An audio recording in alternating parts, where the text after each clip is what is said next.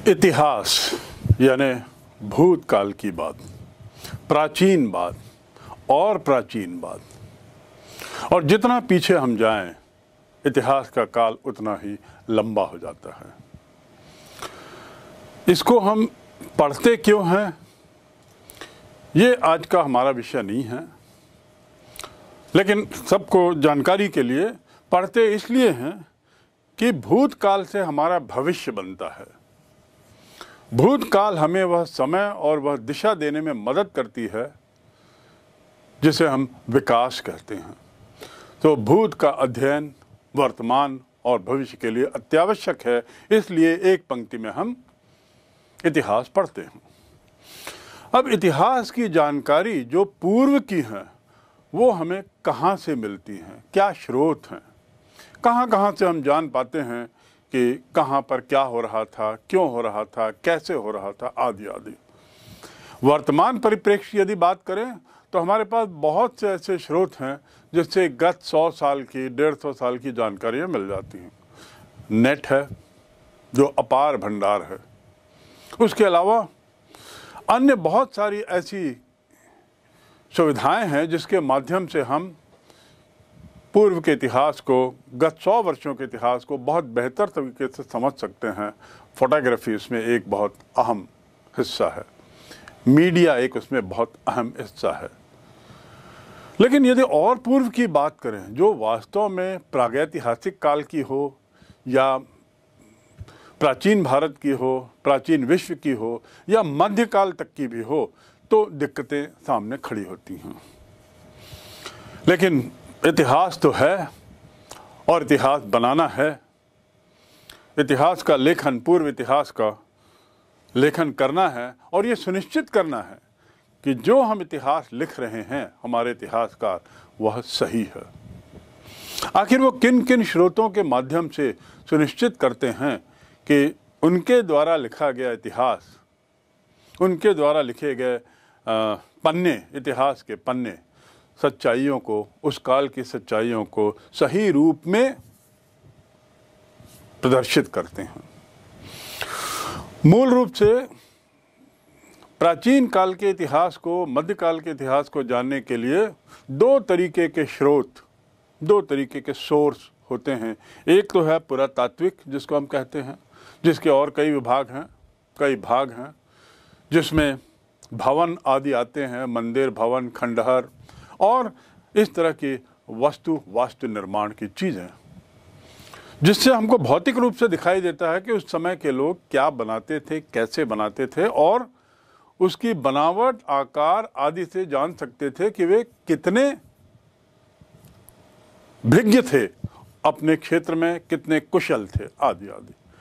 लेकिन इसके अलावा पुरातात्विक एविडेंस, पुरातात्विक उदाहरणों के अलावा दूसरा है साहित्य। साहित्य में एक तो होता है धर्म संबंधी साहित्य, जिसमें जो उस समय की तत्कालीन जो धार्मिक विचार थे, धार्मिक धारणाएं थीं, धर्म थे, उसमें जो उनकी पुस्तकों में, उनके ग्रंथों में जो लिखा हुआ है, उसके आधार पे निष्कर्ष निकालना और इतिहास बनाना, तत्कालीन इतिहास उस क्षेत्र का जहाँ का वह साहित्य है, जहाँ के वे ग्रंथ हैं। तो इन धार्मिक ग्रंथों के अलावा भी कुछ ऐसे अन्य स्रोत हैं जिसके आधार पर हमें तत्कालीन इतिहास की काफ़ी कुछ अच्छी जानकारी, रोचक जानकारी मिल सकती है, और वे हैं विदेशों से आए हुए यात्री और अपने देश के यात्री भी, जिनका शौक था यात्रा करना और यात्रा करने की खुशी का आनंद उठाते हुए यात्रा के विवरणों को एक पुस्तकाकार रूप दे देना। तो आज हम चर्चा करेंगे ऐसे यात्रियों की जो विदेश से भारत आए। कौन थे वे यात्री, क्यों आए और उनका नज़रिया क्या था, किस नज़रिए से, किस एंगल से उन्होंने भारत के विभिन्न विश्वास को, विभिन्न धारणाओं को, विभिन्न परंपराओं को देखा और समझा और क्या निष्कर्ष निकाला। बहुत रोचक है। तो विदेशियों के यात्रियों के नज़रिए से हम देखेंगे और समाज के बारे में उनकी क्या समझ थी ये भी जानने की कोशिश करें। वे क्या समझते थे हमारे समाज को, वे क्या हमारे समाज को दकियानुसी समाज समझते थे, एक आधुनिक विकासशील समाज समझते थे, या एक स्थायी समाज समझते थे। साथ ही क्या वे भारतीयों को शांतिप्रिय मानते थे या हिंसा में विश्वास करने वाला, आदि आदि बहुत से निष्कर्ष उनकी लेखनी से, यात्रा विवरणों से मिल सकते हैं। इन यात्रा विवरणों को अंग्रेजी में ट्रैवल लॉग कहा जाता है, ट्रैवल लॉग, और या हिंदी में यात्रा वृत्तांत, जिसमें वो लगभग रोज यात्री अपने अनुभवों को लेखनी के माध्यम से, कलम के माध्यम से एक पुस्तकाकार रूप देते हैं और फिर वो मैन्युस्क्रिप्ट के मूल प्रति के रूप में वह संकलित हो जाती है और फिर उसके उद्धरण इतिहासकारों को विभिन्न दिशाओं में ले जाते हैं और जानकारियाँ संग्रहित करते हैं। उनके द्वारा दी गई जानकारियाँ जो लिखित रूप में हैं, उसका पुरातात्विक जानकारियों से मिलान करने पर जो निष्कर्ष निकलता है वही सही होगा। क्यों, इस पर हम आगे बात करेंगे। अब जब ये यात्रियों की बात आती है तो समाज के बारे में उनकी क्या समझ थी ये हम जानेंगे, और मूलतः हमारा विशेष जो ध्यान मध्यकाल पर होगा, यानी 10वीं शताब्दी से लेकर लगभग 17वीं शताब्दी तक, यानी मोहम्मद गजनी के आने से लेकर औरंगजेब तक का काल, जिसमें कई वंश आए,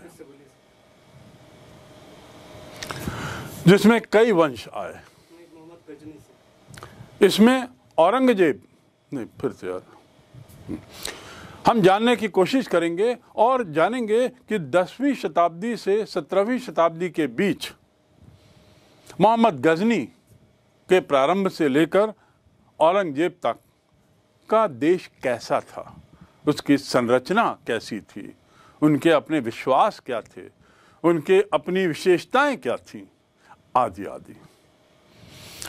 ये इन बातों को जानने के लिए हमें मूलतः 3 लेखकों पर, 3 यात्रा वृत्तांतों पर निर्भर होना है, या 3 यात्रा वृत्तांतों को हमने आधार माना है अपने अध्ययन के लिए, जिसमें पहला है अल बरूनी, जिसका काल लगभग 1024 से लेकर 1030 का है, यानी मोहम्मद गजनी के आसपास। दूसरा है इब्न बतूता, जिसका काल है 1333 से 1343 के आसपास, जो मोहम्मद बिन तुगलक के समय था। और तीसरा है फ्रांसिस बर्नियर, जिसका काल है 1658 से 1668 के आसपास, जब औरंगजेब का शासन चल रहा था। आप यदि ध्यान से देखेंगे तीनों के काल, तो एक स्पष्ट हो जाएगा कि मध्यकाल का लगभग पूरे 500-600 वर्षों को ये 3 पुस्तकें कवर करती हैं, स्थान देती हैं। और इस प्रकार यदि हम 3 पुस्तकों के दिए हुए बातों का अध्ययन करें तो मोटा मोटा जानकारी हमें उस काल की पूरी मिल जाती है। इसीलिए 3 पुस्तकें मूल रूप से चुनी गई हैं। वैसे तो कई यात्री आए उस दौरान, लेकिन मूलतः इन तीनों के बारे में हम विशेष रूप से पढ़ेंगे। विजयनगर में यदि हम बात करें, विजयनगर एम्पायर की, जो मध्य भारत में, दक्षिण मध्य में एक बहुत बड़ा एम्पायर था। कृष्णदेव राय जिसके प्रसिद्ध राजा थे, देवराय जिसके प्रसिद्ध राजा थे, वहाँ पर तो 5-5 विदेशी यात्री आए, जिसमें अब्दुल रज़ाक भी थे, जिसमें उसके अलावा अब्दुल रज़ाक के अलावा विजयनगर में कॉन्टी थे, अब्दुल रज़ाक थे, बारबोसा थे, आदि आदि।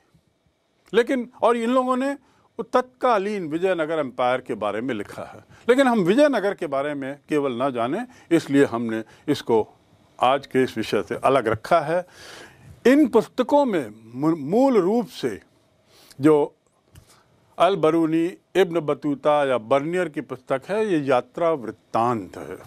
मूल रूप से इसमें यात्रा का वर्णन है, कहाँ से आए, कहाँ कहाँ गए, क्या क्या किया, और आखिर उन्होंने लिखा क्यों ये यात्रा वृत्तांत, इसके पीछे क्या उद्देश्य था। पहली बात, स्वांतः सुखाय, अपने स्वयं की खुशी के लिए उन्होंने ये यात्रा वृत्तांत लिखे स्वांतः सुखाय। खुद खुश होते थे जब वो बाद में पढ़ते थे अपने यात्रा वृत्तांतों को, खुद उनको खुशी मिलेगी इसलिए लिख रहा हूँ। और दूसरा कारण था कि उनका सोचना था कि हमारे यात्रा वृत्तांतों को यदि हमारी जगह के लोग पढ़ें या अन्य लोग पढ़ें तो उससे फ़ायदा होगा, उससे उनको जानकारियाँ मिलेंगी और भौगोलिक जानकारियाँ, तत्कालीन परंपराएं आदि, जिससे लोगों को इस क्षेत्र की समझ बढ़ेगी, बेहतर होगी।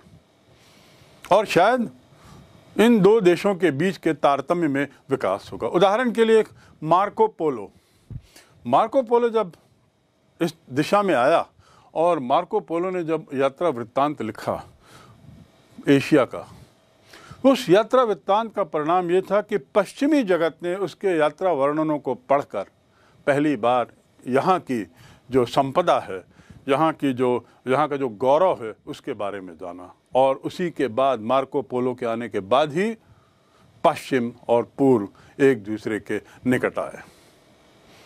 नहीं तो काफ़ी समय तक तो यही माना जाता था कि पश्चिम एक है और पूर्व एक है। East is east and west is west and never the two shall meet, और ये दोनों कभी मिलेंगे नहीं। लेकिन शायद ये मार्को पोलो का यात्रा वृत्तांत ही था जिसने पश्चिमी जगत को पूर्वी जगत के निकट लाया, और फिर आज तो दुनिया एक ग्लोब है, एक गांव के रूप में, एक बहुत छोटे ग्लोब के रूप में विकसित हो चुकी है। यात्रा वृत्तांत की जानकारी जानने के बाद इन्होंने लिखा किसके लिए ये भी बताया गया। और यदि यात्रा वृत्तांतों की बात करें तो उसमें सबसे अच्छे जो रचयिता रहे हैं हमारे भारत में, उनका नाम है राहुल सांस्कृत्यायन। राहुल सांस्कृत्यायन एक बहुत बड़े साहित्यकार, विद्वान भारत के थे। लगभग 36 देशों की उन्होंने यात्राएं की, 120 पुस्तकें लिखी, और अधिकतर पुस्तकें यात्रा के वर्णन ही थे। यात्रा वृत्तांत यानी अपनी यात्राओं का वर्णन करना। उनको उसमें बहुत आनंद आता था और उनका कहना होता था, इससे मुझे स्फूर्ति मिलती है, ऊर्जा मिलती है, और इसीलिए मैं ये वृत्तांत लिखता हूँ ताकि दूसरों को भी इससे प्रेरणा मिले, यात्रा की प्रेरणा मिले। और उनका कहना था यात्रा को एक धर्म के रूप में देखा जाए। तो इस प्रकार राहुल सांस्कृत्यायन के इन विचारों से सहमत होते हुए अब हम आगे थोड़ा बढ़ेंगे कि आखिर ये क्या है, ये इन लोगों का विवरण क्या है। इसमें मुझे एक जो राहुल सांस्कृत्यायन ने जो पुस्तकें लिखी उसमें 2 पुस्तकें बड़ी प्रसिद्ध हुई। एक तो घुमक्कड़ शास्त्री और दूसरा घुमक्कड़ स्वामी। यानी उसमें केवल घुमक्कड़ी का उनका विचार था कि व्यक्ति को घुमक्कड़ होना चाहिए। तो उसके लिए उन्होंने बहुत प्रेरित किया, और शायद यही प्रेरणा उन पूर्व लोगों को थी जिनका नाम हमने लिया है, चाहे वो इब्न बतूता, अल बरूनी या बर्नियर आदि हों। सैर कर दुनिया की कातिल, सैर कर दुनिया की गाफिल, जिंदगानी फिर कहाँ। सैर कर दुनिया की गाफिल, जिंदगानी फिर कहाँ। जिंदगानी कुछ रही तो नौजवानी फिर कहाँ।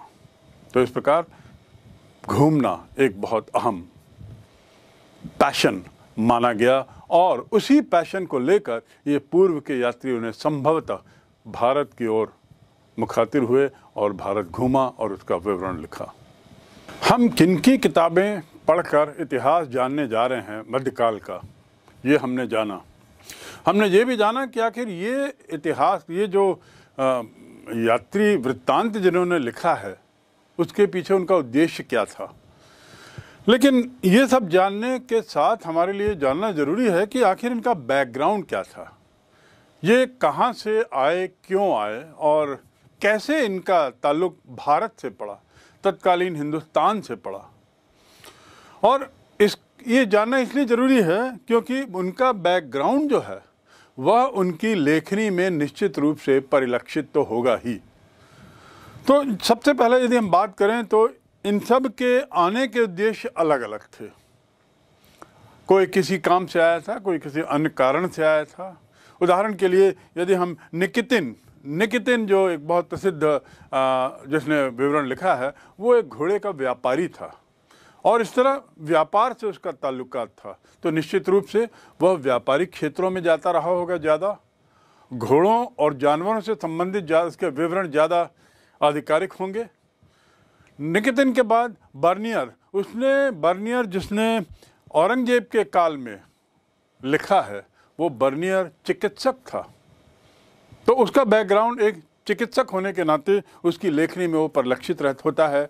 निकितिन, बर्नियर, उसके बाद अल बरूनी तो एक बहुत विद्वान आदमी था, जिसकी पुस्तक के बारे में हम पढ़ेंगे, बहुत विद्वान था, और इसकी विद्वत्ता कितनी थी इसके बारे में हम आगे जानेंगे। पर आप इतना जान लें कि वो कई भाषाओं का और विभिन्न तरह के कई विषयों का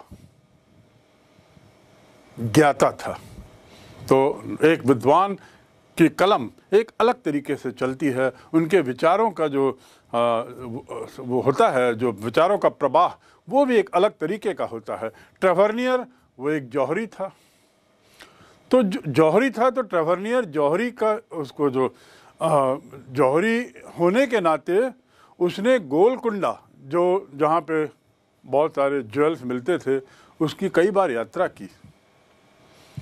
तो निश्चित रूप से उसका जो दायरा था वो वहीं तक का था। तो इस प्रकार इनके बैकग्राउंड, इनके जो पृष्ठभूमि जो है वो भी बहुत महत्व की है और आवश्यक है। अब्दुल रज़ाक वो स्वयं एक राजदूत था, जिसका मैंने पूर्व में जिक्र किया है विजयनगर एम्पायर में। और यदि कोई व्यक्ति राजदूत हो किसी राजा के दरबार में, तो उससे कतई अपेक्षा नहीं है कि वह राजा या उस समय के शासन के बारे में कुछ आलोचना लिखेगा। तो उसकी लेखनी में विजयनगर एम्पायर, विजयनगर दरबार, विजयनगर साम्राज्य के बारे में खूब बखान, गुणगान और विस्तृत रूप से उसका एक बड़ा अच्छा चित्रण मिलता है। ये सब महत्वपूर्ण तो हैं जानकारियाँ, किसने लिखा, क्यों लिखा, उसका बैकग्राउंड क्या है, लेकिन उसके बाद भी बहुत सजग रहने की ज़रूरत है इन लोगों के द्वारा लिखी गई बातों को यथावत स्वीकार करने के पहले। अनुभव तो ये कहता है कि इनके द्वारा जो लिखी गई बातें हैं उसको पुरातात्विक एविडेंस से, साक्ष्यों से और तत्कालीन साहित्यिक साक्ष्यों के साथ उसका मिलान किया जाए, और उस मिलान के बाद जो निष्कर्ष निकलता है वह इतिहास का हिस्सा बनता है। अन्यथा इनके द्वारा लिखी गई चीज़ें प्रश्न चिन्ह लगा देती हैं। तो इस प्रकार हमें सजगता की ज़रूरत है, क्योंकि जैसा मैंने बताया इनका अपना खुद की पृष्ठभूमि उनकी लेखनी में परिलक्षित होती है। उदाहरण के लिए एक मेगास्थनीज, ये नाम आपने सुना होगा। मेगास्थनीज मौर्य काल का यात्री था, और उसने जो यात्रा वृत्तांत लिखा है इंडिका, वह बड़ी प्रसिद्ध है तत्कालीन इतिहास को जानने के लिए। उसने अपने उस पुस्तक में स्पष्ट लिखा है कि तत्कालीन भारतीय समाज में दास प्रथा नहीं थी। अर्थात क्या हुआ कि वह उसके यहाँ दास प्रथा थी, यूनान में जहाँ से वो आता था वहाँ दास प्रथा थी, ये एक बात स्पष्ट हो गई इतिहास की उसकी पुस्तक से।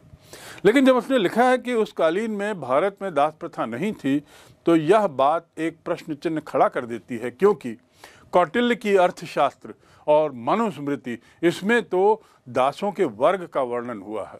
जहाँ कौटिल्य के अर्थशास्त्र ने 7 दासों का वर्णन किया, 5 दासों के कैटेगरी बताई है, ऐसे ही मनुस्मृति में तो 7 कैटेगरीज बताई गई हैं। तो इस प्रकार संभवतः मेगास्थनीज द्वारा भारत में दास प्रथा न होने का कारण यह हो सकता है कि भारत में दासों की व्यवस्था उतनी शोचनीय नहीं थी। वे उतनी ही इज्जत से रखे जाते थे, सम्मान से रखे जाते थे, और उनके साथ एक सामान्य व्यक्ति जैसा संभवतः व्यवहार होता था। इसलिए शायद मेगास्थनीज इस बात को नहीं समझ पाया कि ये लोग दास हैं या एक मुख्य समाज का अंग हैं। और इससे ये भी साबित होता है कि उनके देश में दास लोगों की स्थिति भारत से बदतर थी। तो इस प्रकार यह बताने की कोशिश है यहाँ कि किस प्रकार इनकी लेखनी को स्वीकार करने के पूर्व हमें सजग होना जरूरी है, और उनका अन्य जो हमारे पास उपलब्ध हैं जानकारियाँ, उससे मिलान करने के बाद फिर स्वीकार करने की आवश्यकता है।